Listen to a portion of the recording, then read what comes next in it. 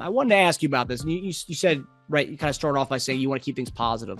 Yeah. And I think with Chief fans, and I think in national media in general, I think everyone's gotten so used to Mahomes like dominating that they have to look for flaws and they have to kind of look for storylines to kind of, to put him down a little bit to try to make other quarterbacks go up a little bit. I think that's always been the case. You see it in the NBA, they put LeBron down to rise up other players, but you don't have to do that. You don't always have to look for negatives to fill storylines. And I know he threw 3 interceptions last week, so people kind of focus on that. But there's one thing I wanted to focus on from this past week, and you played with the Chiefs. You also played with the Eagles in the NFC East. You played in some really good divisions and probably the best division rivals, set of division rivals of both conferences, actually. Absolutely.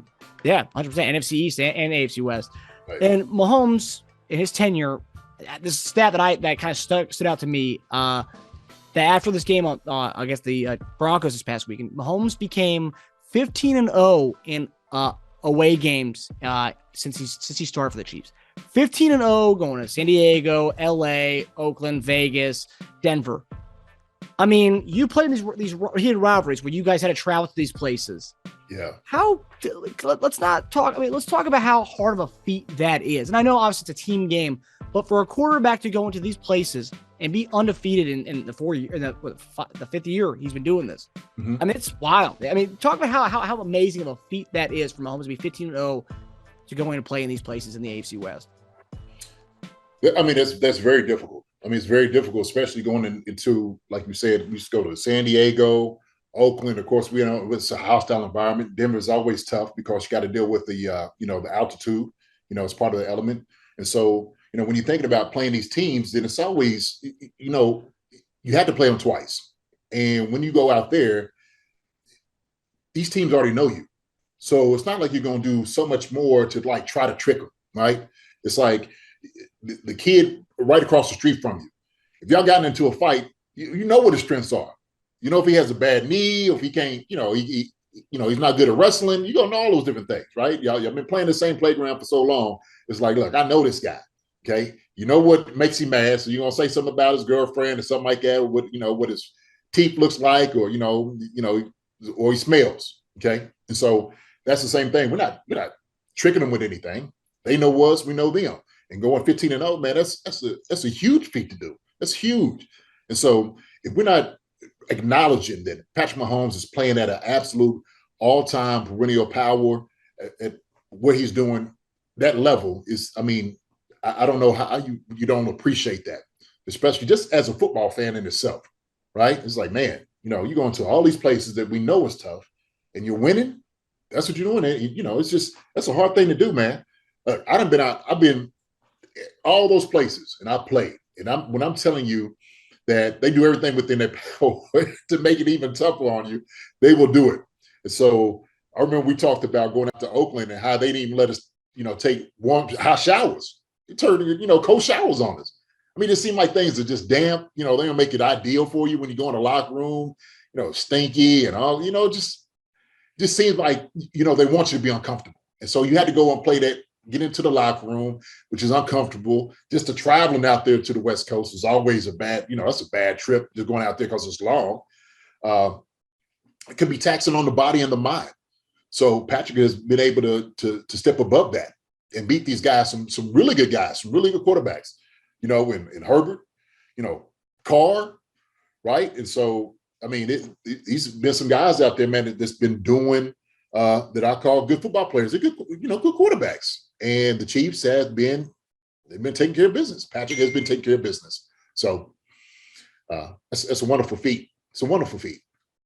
Yeah, that's one thing. I think Chief fans in general, the ones who get mad by the 3 interception games, it's, don't take this for granted. And I mean, like JDB, you play with some guys, obviously play with some great quarterbacks. You also play with quarterbacks, who are kind of journeymen in the league. And, and like, I bet you would love to play with Patrick Mahomes. You'd love to play in this era of the Kansas City Chiefs where they are, going to the division rivals and winning every time you go there and stuff. So it's like, as fans, you get mad about the 3 interceptions, but, short memories because, like, what he's doing for us on a grander scale, I mean, just don't take it for granted. This is something we may never see again for Chief fans, Yeah, I mean, that's true.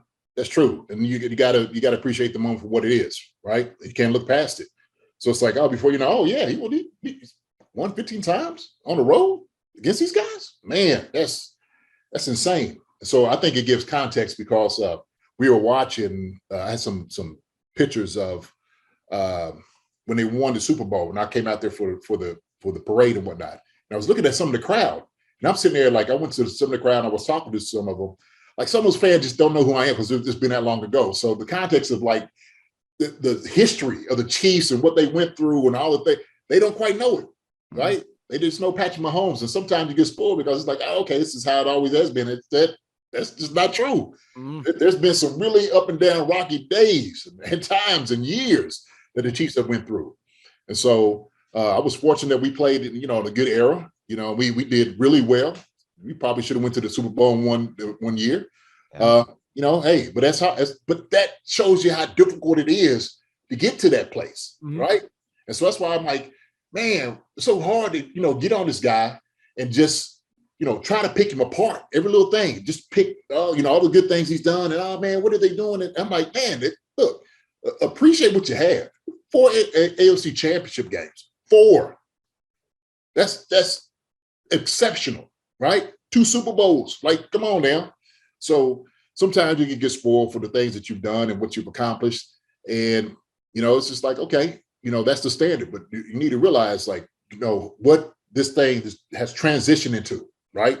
So we transitioned into a very good football team, one of the best in the league. And so we are the most hated team out there. They don't want to see the Chiefs win, and so that's what it is. And they're going to pick Patrick apart. They're going to pick the Chiefs apart. And then the problem is when sometimes your own fans do it. That's what some of the problem is. And you're not saying that the fans are wrong and being criticized and saying things, but also too, it's like, okay, hey, look, those are your guys. I get it. Hey, support your guys. Hey, be critical of them. If they're not doing something well, yeah, talk about it. But then if the extra thing going into it, it's like, that's the issue. That's the problem. When you're purposely looking for something like, he didn't have the right shoes on. Oh, we start getting on his, his wife and all, that's like all this stuff is just, to me, it's just maddening. Mm-hmm. Yeah. And a buddy of mine who actually worked with the Chiefs, he was partying with the team after the Super Bowl. And Dustin Colquitt was on the team. Colquitt, yeah. You played with Colquitt, right? Was he still on the team when you were there? Yeah, DC. Yeah, okay. That's my man. Yeah. And my buddy was actually, he was partying with Colquitt for a little bit. And Colquitt's like, man, he gave him a giant hug. He's like, I've been through some dark times, dude. This is like, and he looks at my buddy. He goes, dude, I've been through some dark times. This is amazing. Like you have no idea how I feel right now. And like, yeah, I mean, he was with, towards the end of your career. And then he was with some of those dark times, the Pioli era, the spying inside the franchise era. And then, the 2-14, the Javon Belcher situation, so much that happened. And you're right. A lot of fans weren't around for those times. They don't know that we went through so many dark years. And to now we have this, it's like we're 10-3 and people are crying and saying we need to fire Andy Reid online. It's like, what? It's unreal. Just don't know what you have. And if anybody could talk about that, talk to how far they've gotten, it is definitely Colquitt. DC would tell you everything, man. He'll let you, like you said. I mean, when you're talking about the tracks that they had to do to get to where they got to, that man can lay it down for you. There ain't no doubt about it. And so, and look, it's good. Hey, look, if you were born in this area, you just became a Chiefs fan a few years ago, and 5 or 6 years. Hey, you know what? All right, good, right? Celebrate the team. Make sure you celebrate them though, okay? Because you have no idea what them jokers have been through to get here. Celebrate team, and then also learn your Chief history too. Learn your history. Gotta learn your history as well. It's important. It's important. Yeah, 100%. We wouldn't be having Chief concerns if if I wasn't rocking the JD era at Chiefs back in when I was 8 and 9 years old. There wouldn't be no Chief concerns. Yes, sir. Yes, sir. Hi, everybody. Thanks for watching. Subscribe here to get the latest from the show. Also, be sure to check out the best clips from Chief Concerns. And if you prefer to listen to the show, subscribe and follow us on Apple Podcasts, Spotify, and anywhere else you get your podcasts.